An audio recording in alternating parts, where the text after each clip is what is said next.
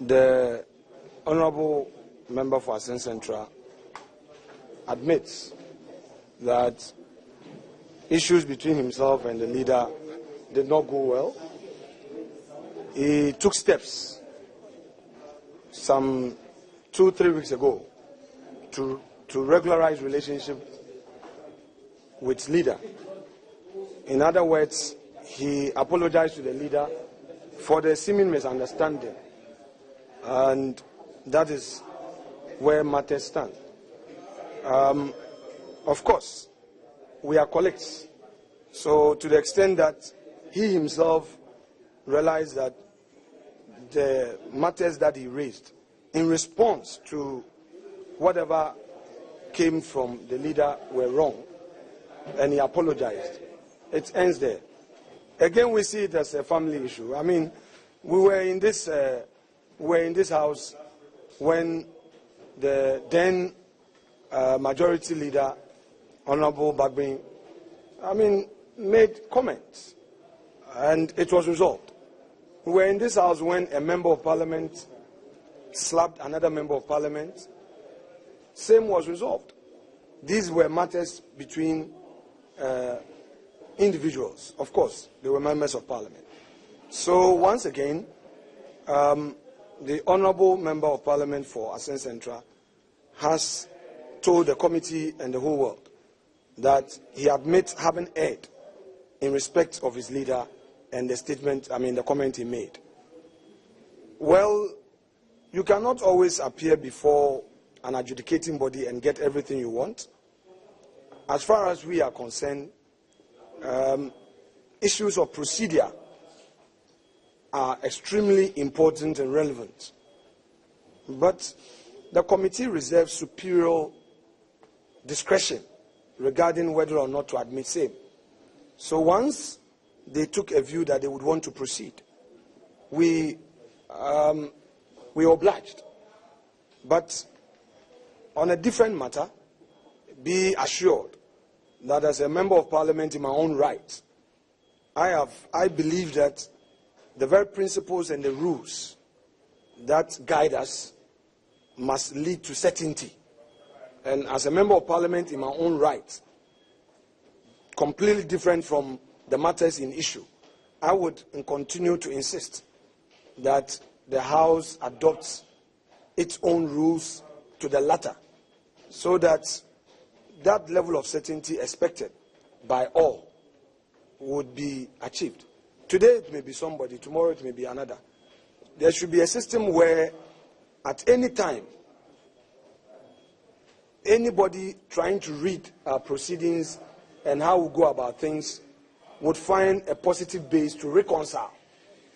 And to me, that is what is important. Any fresher who comes to Parliament may want to be reading the Hansard. And I would want to see a situation where any MP who would want to learn would have an opportunity to learn and learn properly, taking a cue from the certainty principle that we have established in the way we do our things.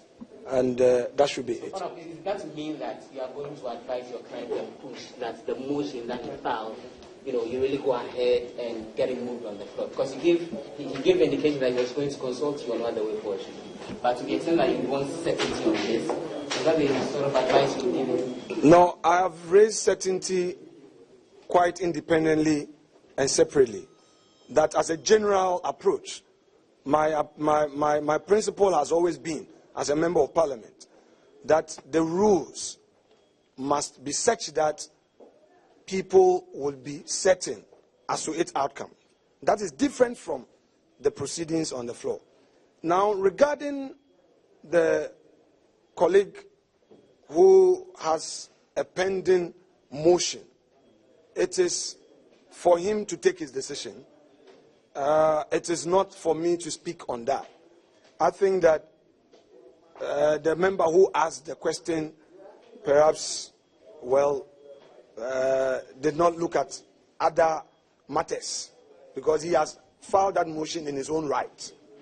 As a member of parliament, I would maintain the position that anything that happens on the House floor anything that happens at the committee level must be such that the principle of certainty will be the underlying principle, that all of us will take a cue. Because if you pick the rules book, it says that if there is a matter, it is order this, order that. If you go back to history, 2015, and you look at the position taken by Do Agyapong on issues of contempt, you would realize that the member who was raising a contempt issue tried on 2 or 3 occasions, and Agyapong kept declining until the member followed the proper steps known to our rules. Then he said, now that you have navigated properly, I would admit, and directions were made.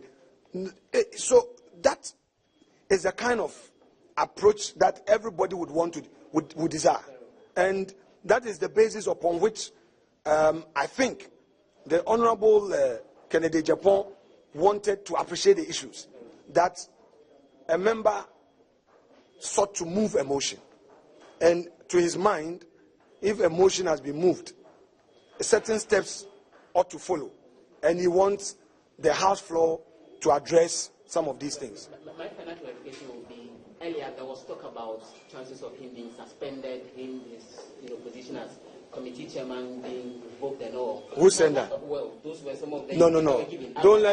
Don't let allow speculation. That's fine. But for you, should this be the end of the matter now that he's apologized? Should sleeping dogs be allowed to lie? If you hear, for example, the Muntaka is this further, what will be your reaction?